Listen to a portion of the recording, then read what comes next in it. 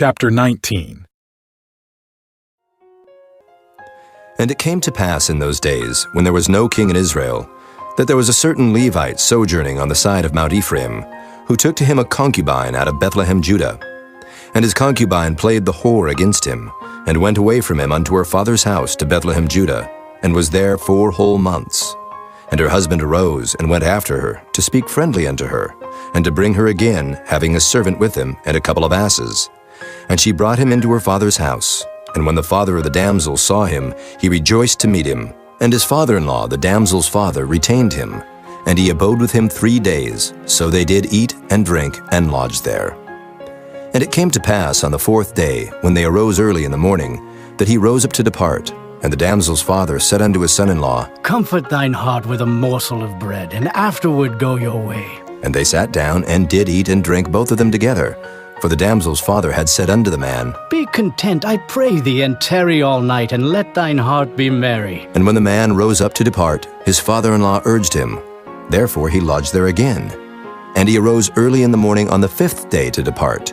And the damsel's father said, Comfort thine heart, I pray thee. And they tarried until afternoon, and they did eat both of them. And when the man rose up to depart, he and his concubine and his servant, his father-in-law, the damsel's father, said unto him, Behold, now the day draweth toward evening. I pray you tarry all night. Behold, the day groweth to an end. Lodge here, that thine heart may be merry, and tomorrow get you early on your way, that thou mayest go home. But the man would not tarry that night. But he rose up and departed, and came over against Gibeah, which is Jerusalem. And there were with him 2 asses saddled. His concubine also was with him.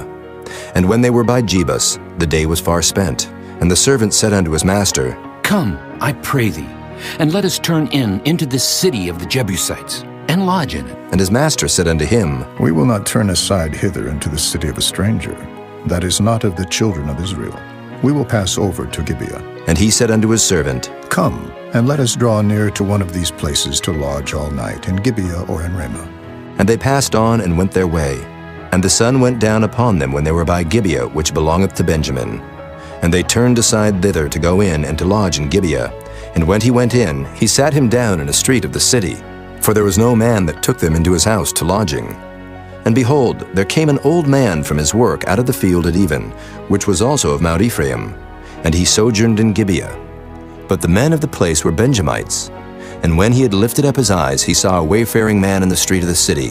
And the old man said, Whither goest thou, and whence comest thou? And he said unto him, We are passing from Bethlehem, Judah, toward the side of Mount Ephraim.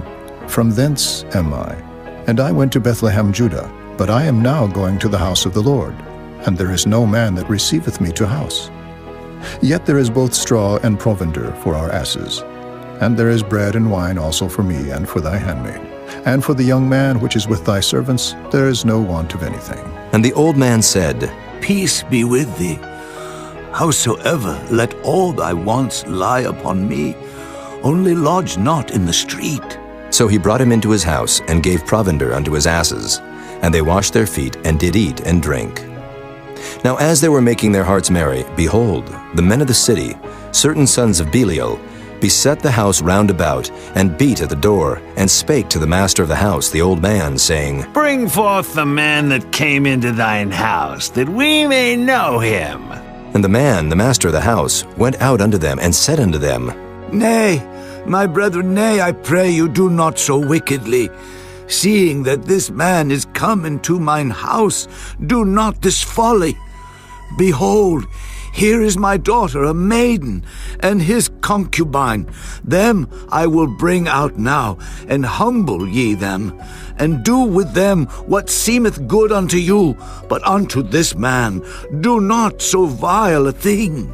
But the man would not hearken to him. So the man took his concubine, and brought her forth unto them. And they knew her, and abused her all the night until the morning. And when the day began to spring, they let her go. Then came the woman in the dawning of the day, and fell down at the door of the man's house where her lord was, till it was light. And her lord rose up in the morning, and opened the doors of the house, and went out to go his way. And behold, the woman his concubine was fallen down at the door of the house, and her hands were upon the threshold.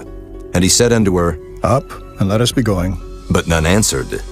Then the man took her up upon an ass, And the man rose up and gat him unto his place. And when he was come into his house, he took a knife, and laid hold on his concubine, and divided her, together with her bones, into 12 pieces, and sent her into all the coasts of Israel. And it was so, that all that saw it said, There was no such deed done nor seen from the day that the children of Israel came up out of the land of Egypt unto this day. Consider of it, take advice, and speak your minds.